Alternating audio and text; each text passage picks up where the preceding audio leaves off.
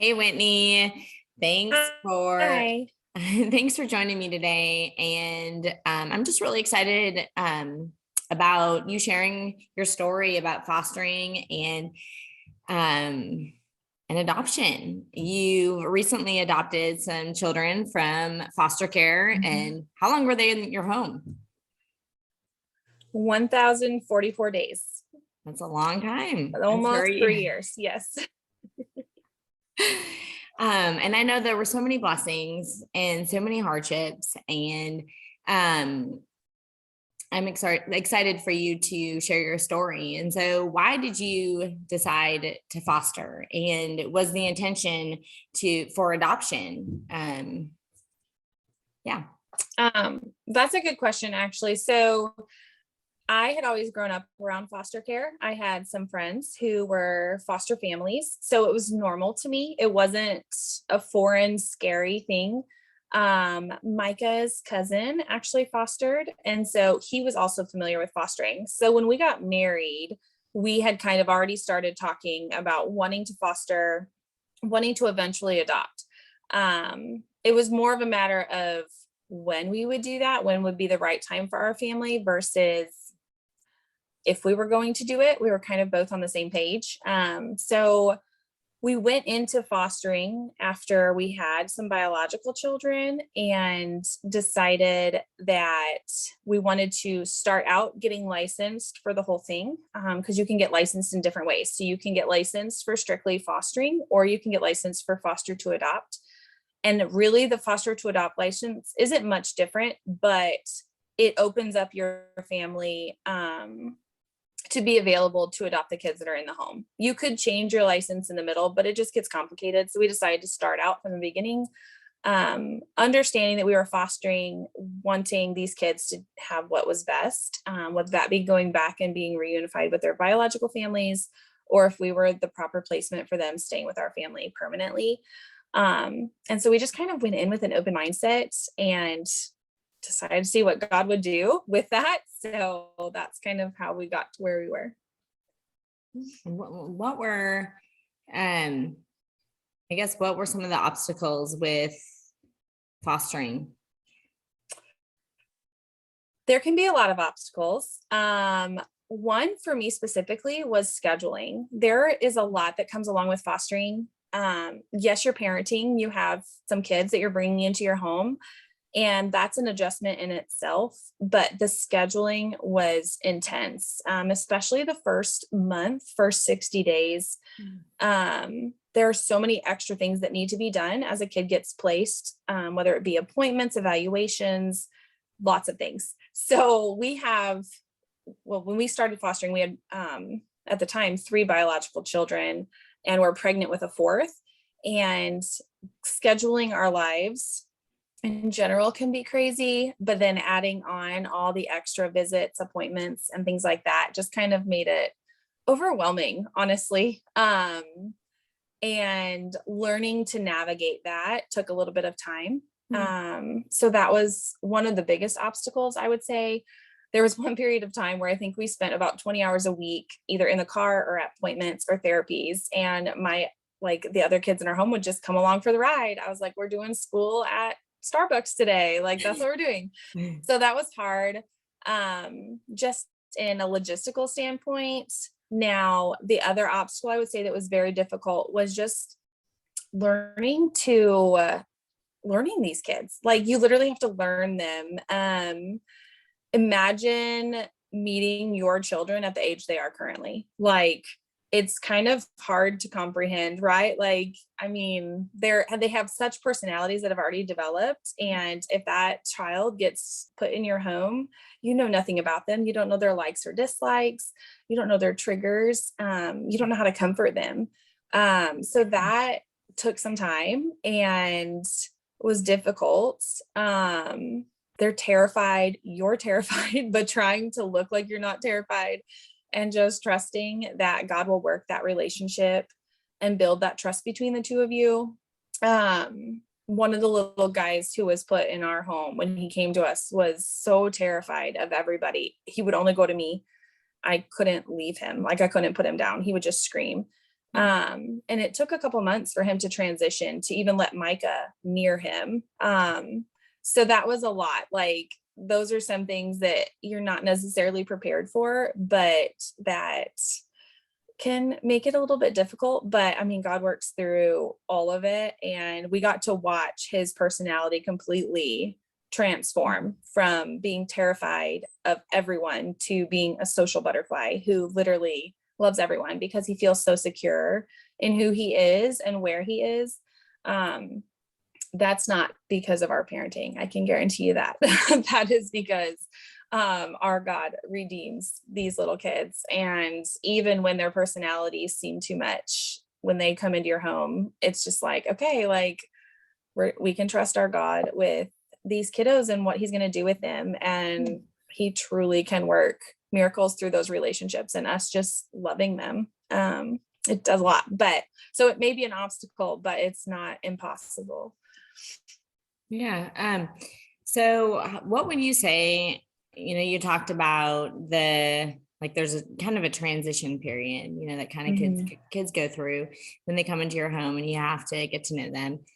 How long would you say it took you to establish a rhythm in your home to make it comfortable? And, moms are always on the go. They're trying, for me, I like a schedule and I like to stick to it. And kids like that too. How long did it take you with the kids that you brought in?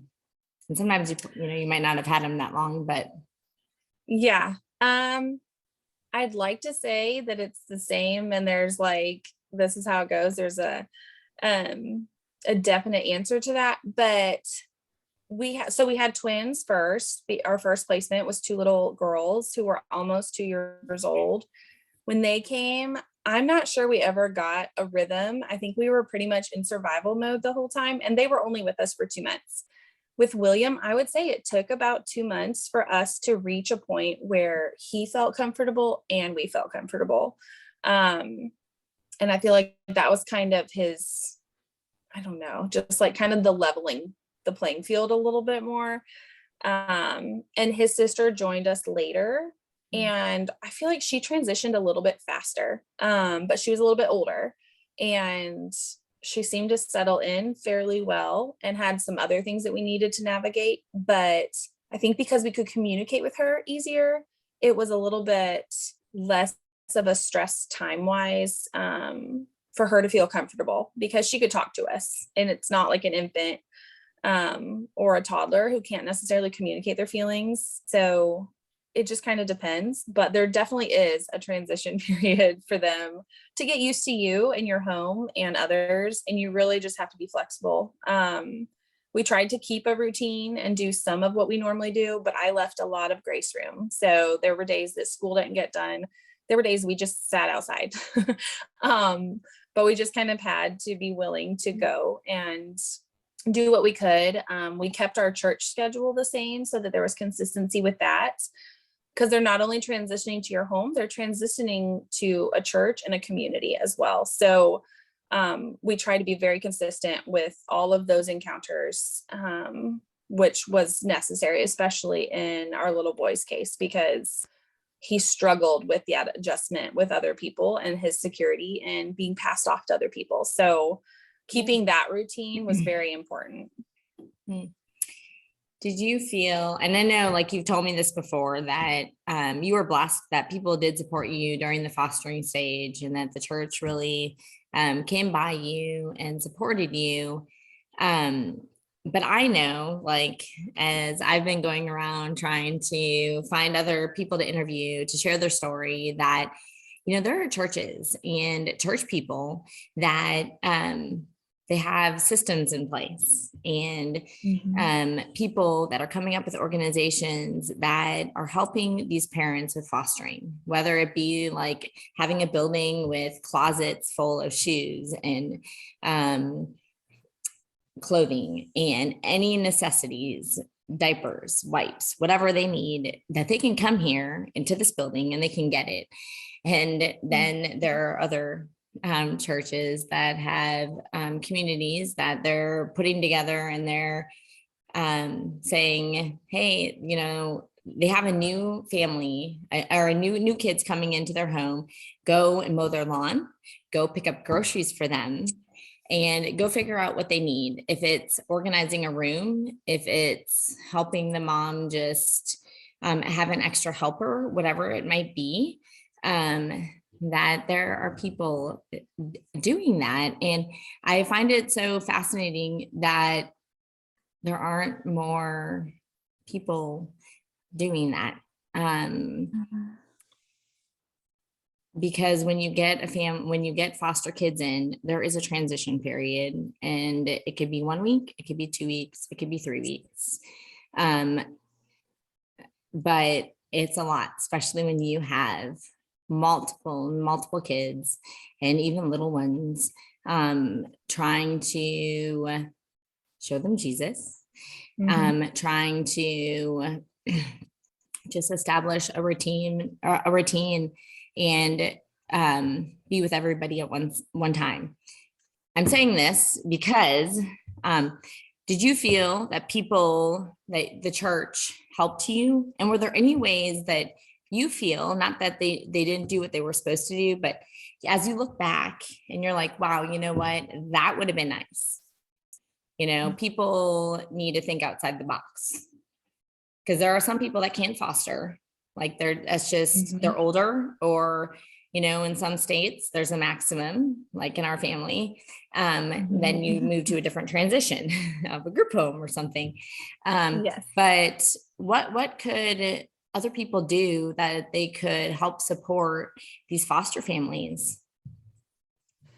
No, that's some of the suggestions you gave are awesome. When I look at fostering, it is a decision of a family. However, it is a ministry of a community, and it's a ministry. It should be a ministry of the churches, because it is such a huge need and it is such a huge task. Like, it's not just choosing to have more children. It's really taking on a lot. Some things that were helpful to us, definitely food. We did have meals. Our first placement, we had meals for a while, and we lived off of those. Like, it was very difficult to do anything, honestly. So the meals were super helpful. I think that is extremely important. Educating the congregation, not just saying like, oh yeah, this family fosters, but actually educating and being like, hey, like, we love foster families. We want you guys to foster. And if you can't, we have these families who are already fostering or who desire to, let's support them. And in doing that, I mean, you can rally around these families and provide food, supplies. So even if you don't have room for a closet, some churches may not have the space for that, and that's fine. But being aware or letting foster parents know, hey, when you get a placement, let us know. We want to support you, and we will gather supplies. And having somebody who's in charge of that, because otherwise foster families are typically running out to stores in the middle of the night to find pacifiers, diapers, wipes, clothes for whatever size child shows up at their house, because they may be told one thing and they come and they're a totally different size. Because all of that takes time. And some of us have stuff already on hand, but some people don't. They may need a bed that they don't have available, whereas somebody in the church may have one sitting there unused and could give it to them. So having that resource and that communication is huge. Another thing is childcare. I would say that was the hardest thing for me. Having 6 kids, it's easy for me to hire a babysitter. As a foster parent, you can't just hire a babysitter. They have to be certified and have to go through certain processes in order to legally be allowed to watch your kids, which makes it very difficult to have a babysitter. So we went a long time without sitters. Just for a minute, but wouldn't it be nice if a church, like, there's elderly people that love kids, right? Yes, and yes. If they could come and go through the training and be the pointed person of, hey, because you know what, fostering is hard. I mean, I've only done it, from just a short period of time, but but coming along, you need a community of people to encourage you and to come alongside of you, and you can't be left alone and you can't be in the dark, to rally you. and you need a church to do that. Yeah. But to have these people, hey, when you got more kids and there is stress on the home, that time alone with your spouse is so important. And so if there Yes. could be a couple people in a church or something that were older that love kids that could go through the training, and I don't know what that training is, maybe you could share that. That would be awesome. Yes, it would. And it's something that honestly, like, it's not that hard, right? Like once you're trained and available for that, a couple hours every few months, a couple hours every month, like whatever you're able to do is sufficient. Like it doesn't take a ton from you. You're really just giving of your time. And honestly, anybody can do that. Like if you love kids, anybody can do that. But even like if you don't want to go through the training, coming and being in the home, if the parent is still in the home and just needs a few minutes to take care of household duties, you don't have to go through the training to be present with that mom. So if you didn't want to go that far, just being like, hey, can I come over and play with your kids while you do laundry? Or can I come over and do your laundry while you play with your kids? Like whatever, like you can give up your time that way. I think you mentioned mowing lawns, stuff like that. It's little stuff that we're capable of doing. However, that time is so precious because fostering does eat up so much of that time with visits and stuff like that, that taking any of that off of the plate of a family is just a huge blessing because it allows them to spend that time focusing on loving these kids and showing them Jesus when sometimes sometimes I had to tell my kids, no, we can't do that because mom has to do paperwork. Like, and it's just like, it's one of those things that you're like, really? Like, I'm telling my kid I can't read them a story because I have to do this paperwork, but it's true, So just giving a family an extra couple of hours a month is a huge blessing. And it can look like anything. Like if you have a skill set and you're like, hey, do you need a bed? I can build you one. Okay, great. Do you need me to transport this for you? Or like you said, pick up groceries, like that's a time saver. So all of that stuff. Like there are ways to serve when you think that you don't have a way. There are ways. So yeah, definitely. Like anybody can do it. Don't say no. Yeah. I know. Yeah. How did fostering, and I know you just started adoption, but how has that affected your kids? Like what, and I know it's not all rosy. Like we know that when God calls us to something, it's not going to be that way. And that's, I guess, the beauty of it because he draws us closer to him. But what are some of the blessings and maybe some of the hardships with your kids through this process? So one thing that I loved is when we brought kids into our home. When the twins came, I mean, my other kids woke up and there were 2 new babies here. So there was a little bit of transition period, but it started out as almost like a honeymoon phase. They were so enthralled with them. And even when the other kiddos came later, just so excited that they didn't notice really, I guess, the adjustment. Once that wears off, we did start to see a little bit of resentment, a little bit of frustration, just when mom would have to say no, or when we would have to kind of change our schedule in order to accommodate some of the CPS visits and things like that. They'd get frustrated. And we just have to talk about it and talk about how sometimes we have to make sacrifices to love on these kids, reminding them, hey, like we're being a family, we're loving on these children, and what you are wanting to do is fun. And we're sorry you're not able to do that. However, like it's okay. Like sometimes we have to give up some of our fun in order to do what God is calling us to do. And so we had to work through a lot of those emotions. We had to share rooms that we were already sharing, but now there were more people to share with. And it just, hard stuff, right? They're kids. So little things, sharing toys. But I feel like I saw all of my kids very welcoming. It's just like they fell into place, I guess. Like the kids came in and they're just part of the family. And I saw that with our children and our extended family. Everyone treated them like they had always been here and were always going to be here, understanding that they may not. And just with the blessings, we've had a lot of conversations about adopting. And yes, they have other family. Yes, they have a background.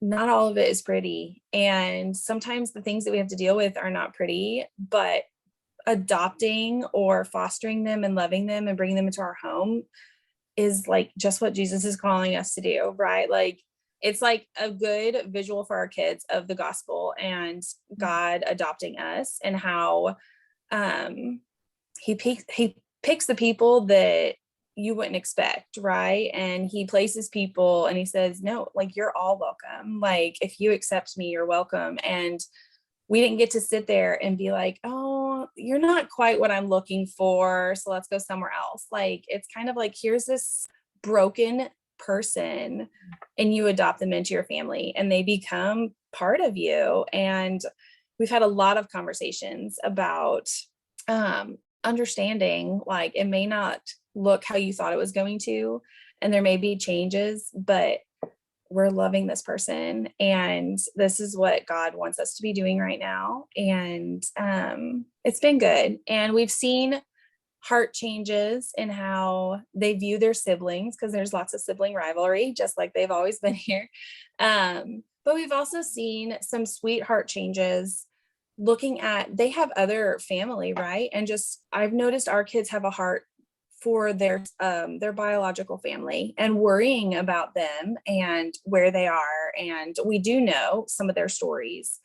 And it's hard for our kids. Like it's hard to see that and wanting to bring them all in, but Texas has a limit. So you can only have 6 kids in your home for a fostering. But being able to talk about how we can pray for the other siblings and just that they also get to feel the love that our family has felt through this, and getting to have relationships with them. So it's opened our kids' eyes to some really, really hard stuff that I may not have wished that they would have seen already. But it's also allowed us to have some really good conversations about loving people in the hard places. So it's been good. It's just been hard too. Yeah, I love that. God placed those kids in your home for a reason, and that he will continue to bless the kids, your kids that you've adopted and your biological kids. And sometimes we don't really see the whole picture. We can't, but as we go through life, we will, and you'll look back and say, wow, my kid's heart has changed, and just see so many blessings along the way. So I'm really excited for you for that. So for you and maybe Micah, but I know it's hard to speak about him because you're not him. So, but how have you seen God change you through this process? And it just, like what has he done in your life through this? Because it's not easy, and he called you to something that isn't easy, and something that you needed to surrender to him when it's been hard. And I know on the other side, it's been so much better. And so how has he changed you? I am kind of a control freak, kind of a planner. I feel like he used this whole situation, this just long trial of fostering, to really get me to focus and trust his timing, not my own. Many foster cases last about a year. So this one lasted almost 3. And there were so many things that came up that were out of our control. And at first it was like, I wanted to take control of it. And then it's just like, we can't. Like, I have to trust that there's a reason for these delays. There's a reason God's allowing this to happen. And just really putting my faith in him and waking up each day being like, okay, like today's not the day. We don't know what's going to happen, but we have to trust you. And we went into fostering. We knew that some of these kids were going to go back home, and the twins went back home, and that was hard on our kids and still is sometimes. But trusting that none of our kids are our own and trusting that they are God's has been huge. And he's been working on that in my heart for a long time. He chose these specific kids to be in our home at this time for whatever reason he has purposed for their lives. And I just have to believe that he's going to do amazing things with all of them. And with the other kids that aren't here, he's doing things in their lives too. I trust that. And we can't control that. We can't save everybody. My mission field right now is right here. And I just have to let him do his work.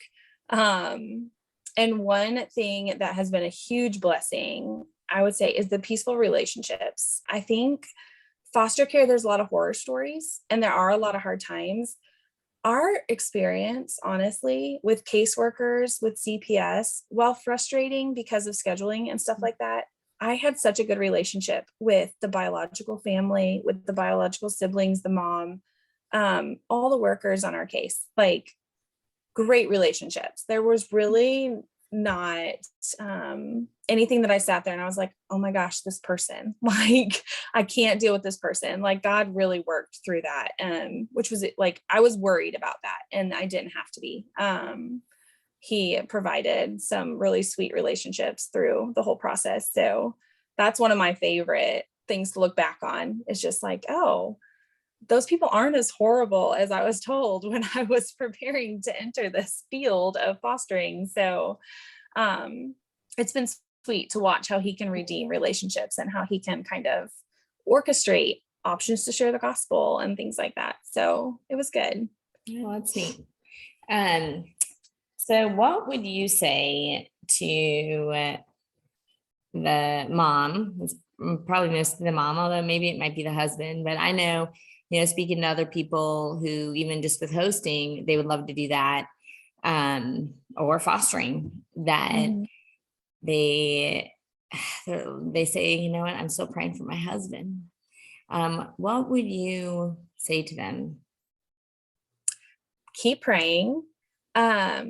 I think it's important, again, kind of like with the church, but to educate and to introduce different information, to get educated yourself. So you may have this on your heart, but I think it is so important to know and do your research on what you're actually getting into so that you can present it appropriately to your spouse and be like, hey, this is what it looks like. Or even finding a family that already fosters or has fostered that you can talk to may help, because it's likely that they've kind of had experiences that they can talk to you about and encourage you, or maybe they weren't on the same page at the beginning and it can be like, well, okay, how did you guys get to the same place? I think kind of surrounding yourself with the information, with people, and just letting the Lord work on the heart is really all you can do. I would never suggest anybody leap into something without both of you on board because it really is a journey. It can be very difficult. And if you're not both on board, it's not worth jumping in. It's really not. Like, you need to make sure that God is working on both of your hearts, because you have to be fully invested in what you're about to partake in. But it's worth it 100%. If you have that calling, I think it is totally worth it to keep praying and to keep presenting it to your spouse until God completely closes that door, because it's on your heart for a reason. I don't think that our God is going to give you this desire and skill set if he's not going to fully equip you to follow through. So until he closes that door, I would continue to pursue it. Well, I'm just waiting, having patience to wait for his timing, and he's teaching us in the moment of waiting for a spouse to come around again. For sure. Just really quick, Whitney, can you tell us just like the process of fostering? Like, how long does it take for the classes, and what one has to kind of go through? Yeah. So it's different by state. So whoever's watching this and interested in fostering, look up your state CPS guidelines. specifically to Texas. Texas is moving to a privatized foster care system, which basically means that families who are getting licensed are having to get licensed through an agency. This is not the same in many states. Often you can get licensed straight through CPS. But here we are working on getting licensed through agencies, which is, it's a little bit more work because the agencies have a few more requirements. But it's a blessing because the agency's job is to support you as a family and the children, whereas CPS's job is to really focus on the children. So having the agency gives the families that support they need when they may not have the guidance that they would get from CPS. Like, you're likely not going to get any guidance if you're licensed through CPS. So the agencies kind of bridge that gap and help the families, but you would first contact agencies to find a good fit for you. They have different requirements. Each of them do. They have the state requirements and some go above and beyond that. And finding if they're a good fit for your family, many of them have like information meetings periodically where you can go and sit in and hear about the organization. Some are religious, some are not. And some have different requirements for your family. So some agencies may not license your family depending on different situations, and it varies. So you really have to do your research and ask a lot of questions to make sure that the agency fits with you. And then once you've found an agency you'd like to work with and they would like to work with you, you start the licensing process, which requires a decent amount of training. Some of it's in person, some of it's online, and they try to equip you as much as they can for filling out paperwork, working with different behaviors, medications, a lot of different things you're going to encounter in foster care. There's a decent amount of hours spent in that. I would say it can be about a 6-month to a year process just to get licensed, depending on what agency you choose. It can be done faster, but it takes a little bit of time. So you have to do all the training, turn in quite a bit of paperwork that they need for government purposes. And then they do a home study. Once you've passed everything, that home study, somebody comes into your home and they get into your personal life and they make sure that your family is ready to take on some children. Because not everybody is. And that home study gives them a good idea, the dynamics of your home, what type of children would fit well in your home. And if you're ready, and if you need some more help in a different area or whatever that may look like, they take that back to your agency, and your agency kind of finalizes everything. And then once they've checked all their boxes, then they give you a license. Once you have your license, you can start receiving phone calls instantly. Your home is open and you could get a call that day. You could be waiting for weeks or even months for a phone call, depending on what you've chosen to place in your home. So you can choose ages. Some people are specific on race, honestly. Some people are specific on language spoken. So obviously, like, we're in Texas, so there are a lot of Spanish speaking children that need to be placed. So some families are equipped to take that and some are not. There are children who get placed in homes where they don't speak the same language. So those are types of questions. So we spoke about this earlier. So how important is it for a spouse, like the husband and wife, to be on the same page with, what they would take in? Because I guess you were saying, sometimes that would get a call and it would be all hours and you'd have to make a decision. And so maybe you can talk about it. Yeah. So when you get a placement call, it is somebody calling you and they do not give you much information. You're not getting a biography on this child. You're getting an age, if you're lucky, a gender, sometimes a race, and possibly a reason for removal. That's about it. When they're calling you, they are calling multiple families who fit the qualifications. So they look at your home study. You have like a mini summary of your home study that they can see and decide which homes they're willing to call to see if they'd be a good fit. And that could be age, whatever your specifications are. So you really need to be on the same page with your spouse for what you're willing to take based on the information you're given. Obviously, you don't know everything that is going on. And when a child gets to your home, it may not be what you expected. However, if I got a phone call, Micah might not be with me and I might not be able to reach him.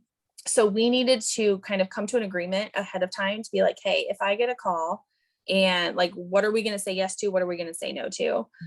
So that I could kind of make some of those decisions if necessary, if I couldn't get a hold of him. Obviously, ideally, I would talk to him first, but sometimes it wasn't an option.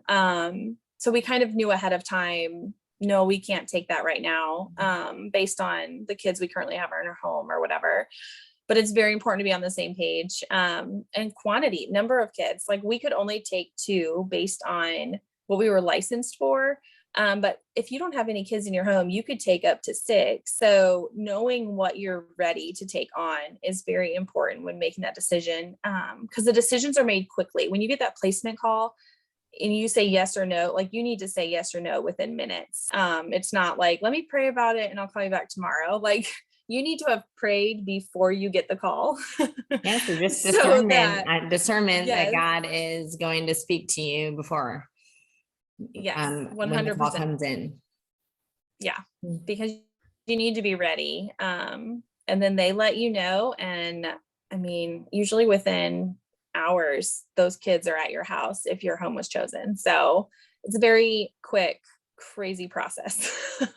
But somehow it kind of works. So yeah, but we just kind of talked about everything ahead of time to make sure we were on the same page and just trusted God with the calls that we got. We said yes to some calls that were not in, like, did not end up in our home. So that's also a possibility. If you're saying, yes, we'll take that child, they may place them closer, depending on what county they're from. They may place them closer to the location for visits and stuff. So it's possible you'll get turned down. It's possible you'll say no to some. But I mean, we knew that our God would place the kids in our home that he wanted in our home. So saying yes or no, what we thought we had control, but we don't. But you need to be ready for it. All right, last question. Do you have any regrets fostering in your ministry? I don't. We have some things that we look back on now. We've adopted, so we're done. We kind of talked about if these kids left, we probably would have taken a break. I think our biological children needed a break from the process and just the nonstop.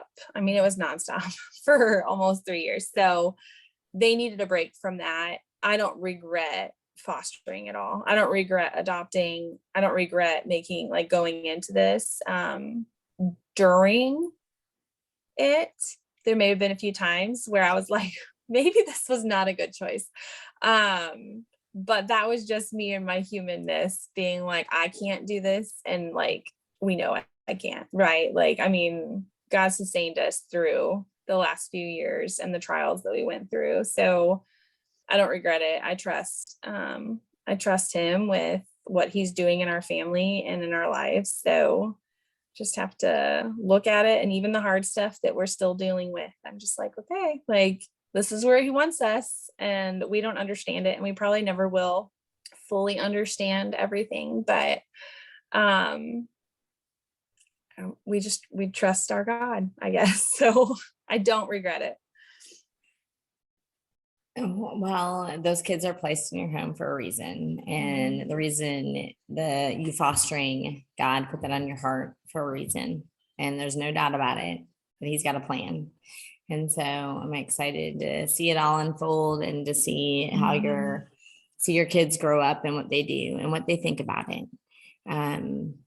Because God's got a plan. So, yeah. But just thank you for sharing your story.